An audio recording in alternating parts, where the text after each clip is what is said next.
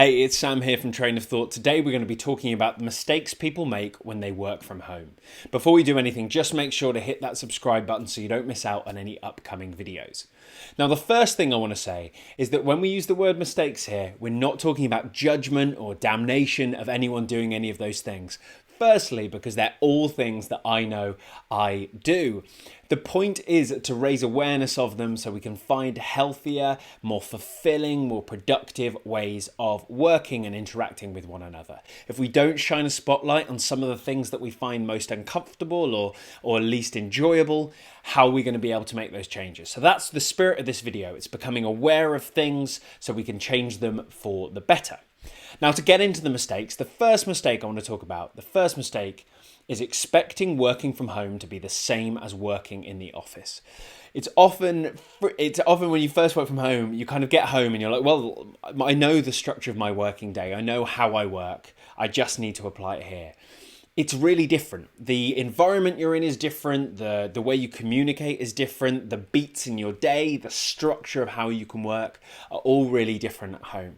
If we change our expectations to actually working from home being something different rather than us just taking our work home and doing it in the same way, then the transition to working from home could be a lot easier. If you are struggling to go through your usual working practices from home, let yourself develop those new practices. Let yourself get into your own rhythms, your own patterns, your own behaviors through a day. It's a really different beast. Expecting it to be exactly the same can actually trip us up and cause us to kind of get lost in our own heads, analyzing what goes well, what goes wrong, etc. So that's the first mistake, expecting it to be exactly the same. Which takes us on to mistake number 2, which is expecting things to take the same amount of time. Some things will be way quicker. I think this is particularly true of things that require quite a lot of concentration. This is usually if you don't have young kids running around vying for your attention. But if you've got something quite big to write and you're able to work from home and home is relatively calm, you can usually get through those things a lot quicker than you can in the office with people popping over to your desk and asking you questions all through the day. In other scenarios, there's some things that are actually harder and they take a bit longer. I think this is particularly true if you just need to get a couple of people together and chat something through. Doing so over Zoom, organising the Zoom call in, Zoom takes a little bit longer, I think, to get to some things. You don't get the same level of interaction. Things like that can take a little bit longer. All of that's all right. It's just learning and reassessing your expectations. So when you say this is going to take an hour, at home it might take half an hour, it might take 2, and that's fine too. It's about resetting our expectations to be reasonable to the situation in which we find ourselves. Which takes us on to mistake number 3, which is refusing to enjoy or to make the most of the time savings that come at home. The first thing that goes is obviously the commute. And for a lot of people, this is a huge amount of time in your day that you suddenly get back. And it can be really easy to think, well, I can do more work, or that's more time for me to invest in. When actually that's your time. It's your time to make the most of in however you see fit. Maybe that's doing some exercise. Maybe that's having a coffee or a tea with someone you live with that you wouldn't usually get the chance to. Maybe it's spending a bit more time with your kids. Maybe it's actually reading a chapter in a book that's really interesting, or researching something that you wouldn't usually get the chance to. A big one, I know a lot of people don't take lunch breaks. Please take your lunch breaks, but actually having your lunch breaks that you don't always get to take. Just because there are some efficiencies from working from home doesn't mean we redirect all of that into the grind. Actually, some of that we can use for other purposes that we don't usually get to in the offices. It's a really great time for growth, for development, for keeping yourself healthy. Make the most of those breaks and time savings. Don't just redirect them all into answering emails. There's better uses for that time. Which takes us on to the next mistake. And I think this is one of the biggest ones that causes us difficulty, which is that the feel that we need to prove that we're working all the time. The sense that we need to show everyone how hard we're working. When we work from home, usually this means us sending more emails, or sending emails when we haven't emailed in a while, just to let everyone know that we're still on it and still working. It can often take the form of working longer hours. People who work from home often work actually much longer days and send a late email to try and show everyone that you've just not been slacking off. You don't need to prove to anyone that you're doing your work. You just need to do your work. That is proof in itself. We don't need to fall into those habits of being publicly busy, of showing everyone that we are working really hard. Do your work and be proud of what you do without that need to constantly prove to everyone that you're chipping away and working really hard. It's not worth doing, it's not productive, it's not fulfilling, it's just noise generated for all of us. And if you're one of the people who suspect other people from not working that hard, I'd ask you to really interrogate that feeling. What leads you to feel that way or suspect that other people aren't working hard? What does it say about your previous experience about yourself? And if you've ever got any questions about that, just let me know. Usually it's something about ourselves that we're reacting to when we suspect that in other people. Which takes us on to the next mistake, which is to try and be constantly available. I think this really ties into the need to be proving to people that we're doing work.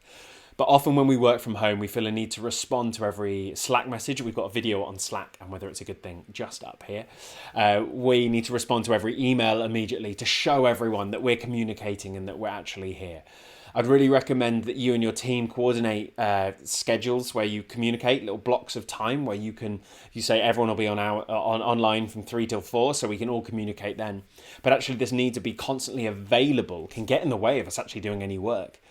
If nothing more, then it's really, really distracting. It's hella distracting. We're just dealing with all these things firing in. You don't need to be available all the time. Working is not always communicating. Sometimes communicating gets in the way of work. So actually this need to be present and available to everyone all of the time can really, really hold us up from actually doing the things that are really valuable and really important when you're working from home. Which takes us on to our final mistake, and I think one of the biggest for us to address. The other mistake is to be really hard on ourselves. If you work in the office normally, a lot of external validation, a lot of your routine, your behaviors, the way you work have all been changed. And it's really easy for that change to throw up a lot of insecurity and doubt. If you used to work and it used to be really intense, you were traveling a lot, all that's been taken away. You suddenly have a load of space.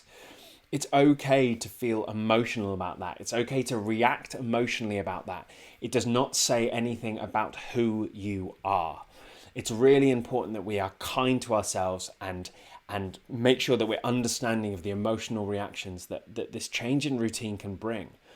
And if you're relying on that self-deprecation to kind of drive you onwards and work harder, then let's have a conversation about how we can find healthier ways of doing it. Beating ourselves up and pushing ourselves back to be working harder, longer hours, grinding more, doesn't lead to better work. Those negative perceptions of ourselves actually get in the way. And when you work from home, it's really easy to be really, really hard on yourself. And it's a big mistake because it prevents you from doing your best work and being the best person possible. So what is this video all about? Well, really, it's about awareness, making us think and analyze how we work in a really healthy and productive way, rather than just dwelling on it and kind of tearing it up and beating ourselves up. This is the action I'm doing. Is that serving me? If not, what can I do and what can I do differently? With that, we can build up those different working cultures that are really positive, full of trust and creativity and great emotional connections between people. But to do so, we need to surface some of the practices that aren't serving. And through that, we can find a lot of love for ourselves and other people. This is a really challenging period for a lot of us. It's a huge amount of change. We need all the compassion we can muster, not only for ourselves, but for everyone else too. It's difficult, it's challenging, but we will get through it together. We just need to find the love. I hope this made you think about some of the ways in which you're working that aren't serving, and hopefully we can keep going and find some healthier ways for you to work so you can do more fulfilling, more productive work, the work you want to do, and help you achieve the success you want to achieve. As always, please hit that subscribe button, hit that like button too. If you've got any questions, comments, please put them down below. I'd be happy to help. And in the meantime, till we speak again, take care.